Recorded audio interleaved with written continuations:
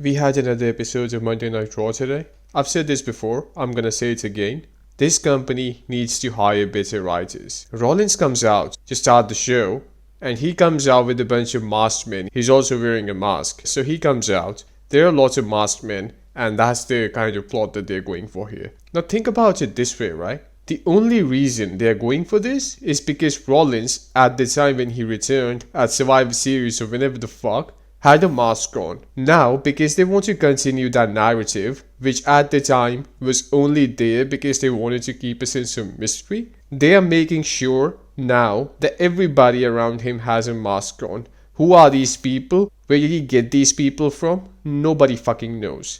If he had the ability to fucking just randomly get in so many people, why did he not do that all this time, man? He has been around since like a decade. These people can help him out fucking whenever he likes. And why is the company okay with him bringing people who don't work for WWE inside the ring like that? How were these people let in? Nothing makes sense. Anyway, the Vision comes out and it's Logan Paul and Austin Theory. Those are the only two guys left now. Seth Rollins runs away. So, just to sum up, 50 people ran away because 2 people were walking inside the ring. That just tells you everything you need to know. There is no sense in anything that they do, man. LA Knight then comes out and the Usos come out, and Vision right now has more rivals than they have members. They get outnumbered and then they get beaten up. That's the first segment, man. Next we have a women's gauntlet match. Finn is gonna face AJ Lee next week at Raw. That's it. It's not a WrestleMania match or anything. It's just gonna happen randomly at Raw. So this starts off with Lyra Valkyria and Io Sky. I think Lyra Valkyria is actually a little underrated. Like, she's a bit annoying when she has the microphone. But aside from that, I think she's a little underrated. That's my personal opinion. She loses the match though. Then we have Raquel Rodriguez. Liv Morgan interferes. But despite that, Raquel Rodriguez still loses. After that, because Raquel is big and strong, she does a post-match beatdown. Ivy Nile comes in. She's the next person in the gauntlet. She pins Io without performing a move. Then it's Bayley. Bayley and Ivy Nile have a match. Ivy Nile I also think is a little underrated, but Bayley wins. Then Bayley also beats Asuka. And as it turns out, we will have Bayley versus AJ Lee for the Intercontinental title. If it was like a fresh match, not to say that this is not a fresh match, but Bayley is just so washed up at this point. Like, it's just boring to see her, quite frankly. If it was somebody else, like Ivy Nile versus AJ Lee, I think that would have been slightly more interesting. After that, we had a segment between Natty and Maxine Dupree. I refuse to react to this. I did not watch this. The reason I did not watch this is because Natty was not Maxine's mentor. It was Chad Gable, Otis, and Tozawa. At least in kayfabe, and that's all that I care about. This is how it was presented. Now all of a sudden, randomly, Natty is the fucking mentor. I don't agree with that. I don't believe in this nonsense. They're creating shit up just for the sake of having a rivalry. I have no respect for this. After that, we have Penta. He does a horrible promo. It's so fucking hilarious, man. Seeing this guy trying to do a promo.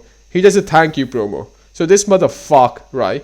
He comes out and he says thank you to everybody. Thank you to the company. Thank you to that motherfucker I knew back in the day. Thank you to all my fans. All the 3 fans I have in total. Thank you to them.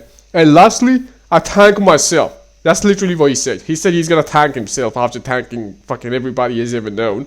He's thanking himself. Then he goes on to say some inspirational bullshit about how you should never give up and all. And I'm just thinking, man, in kayfabe, this guy won because the champion was cursed. Of course, that's retarded and all, but in kayfabe, that's what happened, right? The only reason he has a title right now is because there was a curse on the champion, so he lost. That's literally what happened. So why the fuck is he acting like he's a big deal? He won because there is a curse. According to the fucking logic of this company, on that given day, fucking Gilbert could have faced Dominic Mysterio and Dominic Mysterio would have still lost because he was cursed, right? So what's so inspirational about this? Before this guy hadn't achieved fuck all in this company. But all of a sudden, just because he was the lucky guy who fought the champion when the champion was cursed, I can't believe I'm talking about this like it's an actual thing, but you know what I mean, right? This guy won the title just because he was lucky, and he's out here talking about fucking never giving up and all that bullshit. You also see Danhausen, this fucking embarrassment, and he curses Chad Gable, El Grande Americano, Chad Gable version. The worst part of this was when Danhausen said you are cursed, people actually tried to repeat that, man. So, you are cursed, that's actually a catchphrase at this point. Fucking unbelievable, man. And it's supposed to be a catchphrase because he's saying that every fucking time. And he's cursing somebody every time he shows up at this point. I thought this is gonna be like a thing he does every once in a while. But this is literally what he does. He comes in and he curses somebody. That's it. Anyway, Chad Gable then gets his ass handed to himself. And Ludwig Kaiser, that's El Grande Americano version, comes out instead of Chad Gable. Penta wins the match anyway. After that, we have Finn Balor, and he's arguing with the Judgment Day. Finn Balor says to Dominic Mysterio, I tried to lead you in the right direction. How? You made that guy turn on his father, man. What the fuck are you talking about? You literally did that. You made him turn on his fucking father, and now here you are, fucking talking about bullshit. What do you mean? Why is he acting like he's a good guy all this time? Like, even if he had a change of heart for no fucking reason, there needs to be some acknowledgement of the fact that for the last 5 years, this guy was a piece of shit. Eventually, fucking Dominic Mysterio gets angry, he punches or slaps Finn Balor attacks back, and then JD McDonough interferes as well eventually, and turns on Finn Balor, so that's the start. After that, everybody beats the living crap out of Finn Balor, and that's just the end of it. We also have a backstage segment. Javon Evans meets Kofi Kingston, and Kofi Kingston suggests that Javon Evans should join the New Day.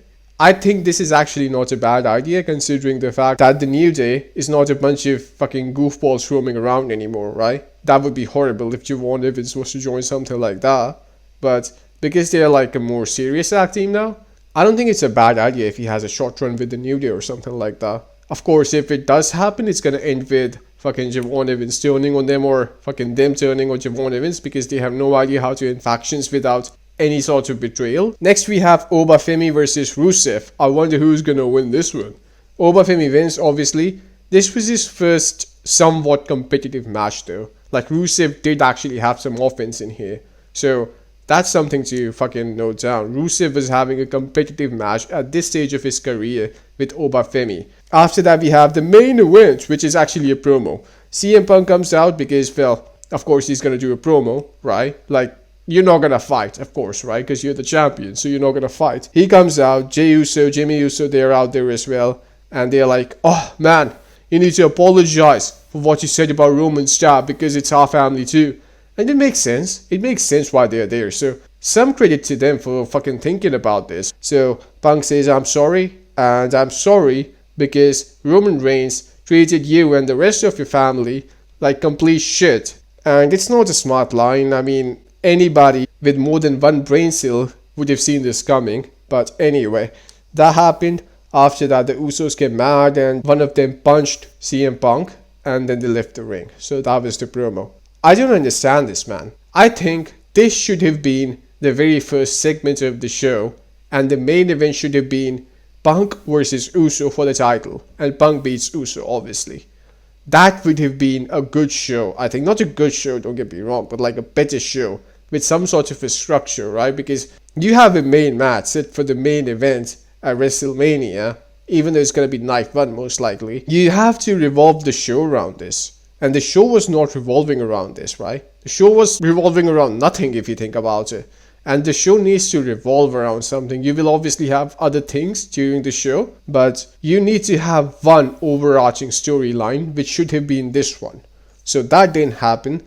Another thing I don't understand is CM Punk a heel? Because he sounds like a heel, so I'm a bit unsure about who's the heel here and who's the babyface as well. Roman is a babyface, CM Punk is a babyface. One of them needs to be a heel, ideally speaking, right? Like, there needs to be something here. This story is not complex enough where we're gonna look past who's a heel and who's a face. It's not that complex, right? This is the so-called main events of WrestleMania, for fuck's sake. So figure out who's gonna be a heel and who's gonna be a face, and maybe come back next week and try to make a little more sense with the stuff that you're showing us. Because this is embarrassing.